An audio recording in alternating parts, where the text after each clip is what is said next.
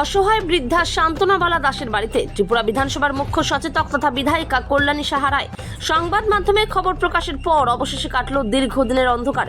জীবনের শেষ প্রান্তে এসে অসহায় অবস্থায় দিন কাটানো ত্রিপুরা খোয়াই জেলা তেলিয়ামুড়ার বৃদ্ধা শান্তনাবালা দাসের পাশে দাঁড়ালেন ত্রিপুরা বিধানসভার মুখ্য সচেতক তথা স্থানীয় বিধায়িকা কল্যাণী সাহা রায়। তেলিয়ামুড়া পৌর পরিষদের 15 নম্বর ওয়ার্ডের গামাইবাড়ি এলাকার বাসিন্দা শান্তনাবালা দাস। বয়সের ভারে নিয়ে পড়া এই বৃদ্ধা তীব্র অর্থকষ্ট ও একাকিত্বের মধ্যে দিন কাটাচ্ছিলেন। কোনো স্বজন পাশে না থাকায় এবং তার বেঁচে থাকার একমাত্র অবলম্বন বার্ধক্য ভাতা দীর্ঘদিন ধরে বন্ধ থাকায় পরিস্থিতি আরও করুণ হয়ে উঠেছিল। সম্প্রতি রাজ্য এবং বহিরাজ্যের বিভিন্ন সংবাদ মাধ্যমে এই অসহায় বৃদ্ধার দুর্দশার চিত্রটি পুঙ্খানুপুঙ্খভাবে ফুটে ওঠে। সংবাদ মাধ্যমের পরই বিষয়টি তেলিয়ামুড়ার বিধায়িকা তথা ত্রিপুরা বিধানসভার মুখ্য সচেতক কল্যাণী সাহা রায়ের নজরে আসে। খবর পেয়ে সোমবার তিনি নিজে ছুটে যান গামাইবাড়ি এলাকায় ওই বৃদ্ধার জীর্ণ কুটিরে। তার সঙ্গে বেশ কিছুক্ষণ কথা বলেন এবং শারীরিক ও সামগ্রিক পরিস্থিতির খোঁজ খবর নেন। এরপর বিধায়িকার নিজস্ব উদ্যোগে বৃদ্ধার হাতে নিত্য প্রয়োজনীয় খাদ্য সামগ্রী, অন্যান্য সহায়তা এবং নগদ অর্থ তুলে দেন। ত্রিপুরা থেকে বিক্রম কর্মকারের report, big news Bangla. News চ্যানেলের মাধ্যমে আমরা জানতে পেরেছি 15 নম্বর ওয়ার্ড এলাকায় একজন বৃদ্ধা অসহায় এবং অত্যন্ত শীর্ণকায়, চলাফেরা করতে পারে না, বাঁচার সংস্থান নেই, ভাতাটাও বন্ধ হয়ে আছে কেন।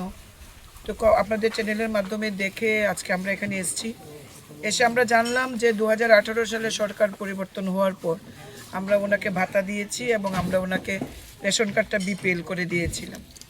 তো আজকে আমরা এখানে এসেছি ভাতা কেন বন্ধ, আমি এটা রাজ্যের মাননীয় মন্ত্রী সোশ্যাল ওয়েলফেয়ার, ওনার সাথে আমার গতকালকে ডিটেলস কথা হয়েছে। সবচেয়ে বড় কথা, উনি নিজে নিউজটা দেখে আমাকে উনিও পাঠিয়েছেন। উনি আমাকে বলেছেন আধার কার্ড এবং ব্যাংকের বইটা নিয়ে যাওয়ার জন্য, আমি এটা নিলাম।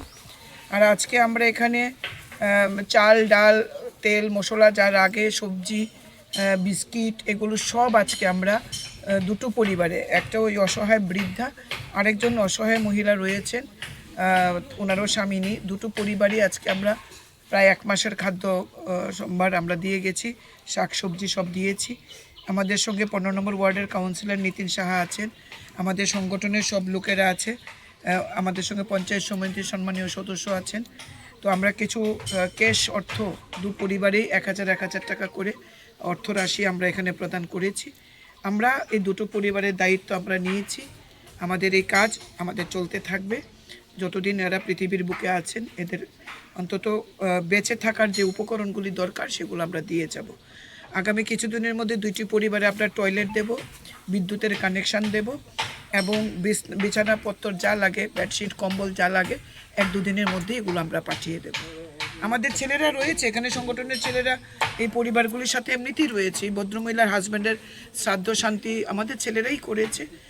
আমাদের একটাই, যেটা আমরা সেবাহী সংগঠন বলি, এটা আমাদের মুখের কথা না, আমরা কাজের মাধ্যমেও দেখাই।